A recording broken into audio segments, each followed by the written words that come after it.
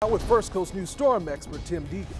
Thank you, Anthony. And hurricane warnings go from the metropolitan area of New Orleans in Louisiana through Biloxi, Mobile, and Pensacola. In fact, if you draw the exact line, landfall will be over the Mississippi-Alabama border. This is just about a hurricane now. Winds of 70 miles per hour and hurricane force gusts, and it's racing to the north-northwest at 22 miles per hour. So the folks along the northern Gulf Coast, especially from New Orleans to Pensacola, won't have much time during the day on Saturday to get ready for this hurricane that is now forecast to become at least an 85-mile-per-hour hurricane, and even the National Hurricane Center is giving this a 50-50 chance of making it to a Category 2, maybe a strong Category 2, possibly 100-mile-per-hour hurricane. So I'm sure emergency managers from New Orleans to Pensacola are preparing for the possibility of Category 2 conditions. The hurricane has emerged from the Caribbean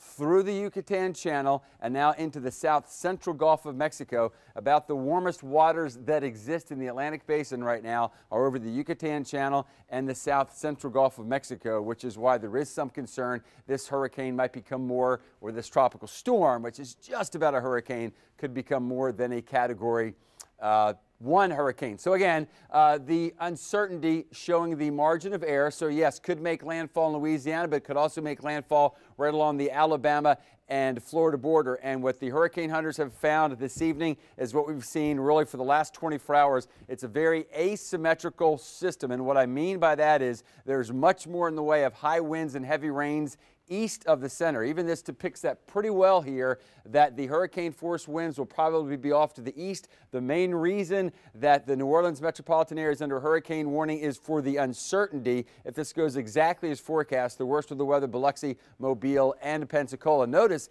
gale force winds coming ashore as far to the east as Apalachicola, not too far into Louisiana. That's why in Apalachicola, Indian Pass, that's where the tropical storm watches are in effect, and they may become tropical storm warnings. Here's another way to look at it as we wrap it up. There goes what should be the hurricane. So what about here on the First Coast?